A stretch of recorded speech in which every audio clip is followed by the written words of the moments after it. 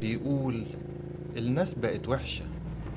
مش يمكن أنا وإنت الوحش اللي بيقولوا عليه؟ أخطر ناس في الدنيا مش اللي عارفين إنهم وحشين، دول تقدر تشوفهم وتحمي نفسك منهم. الخطر الحقيقي هو اللي جاي لك لابس وش الخير، مقتنع إنه منقذ، بس في الحقيقة مدمر.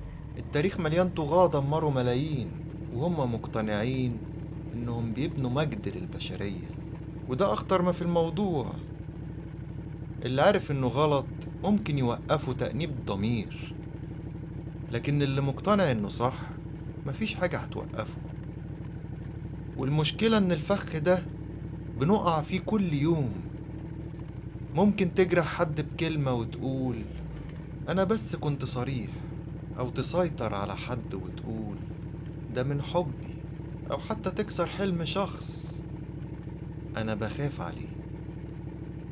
لكن دي كلها تبريرات بتلمع بيها صورتك قدام نفسك. الدماغ بارع في إنه يخليك البطل حتى وإنت اللي بتدمر.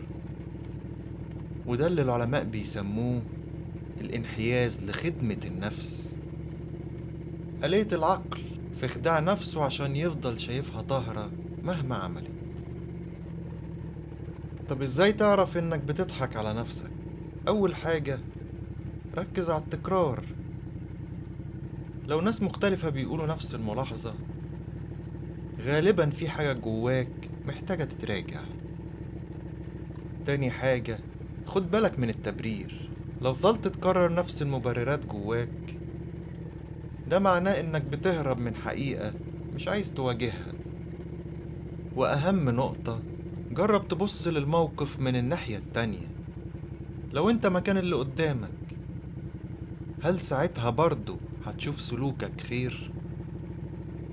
وهنا يوصلنا للسؤال المهم، هل عندك الشجاعة تقول ممكن أكون غلط؟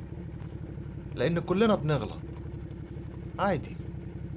الفرق مش في وجود الغلط، الفرق في مين بيعترف بيه ويتعلم، ومين مش عايز يبص أصلا، عايش بعقلية أنا ومن بعد الطوفان. اللي عايش بالعقلية دي بيفقد قدرته يتطور ويفضل غارق في نفس الدايرة اللي بيهرب منها. لأن التطور محتاج شجاعة، تشوف ضعفك وتواجهه. طول ما انت مصر انك دايما صح، عمرك ما هتتغير.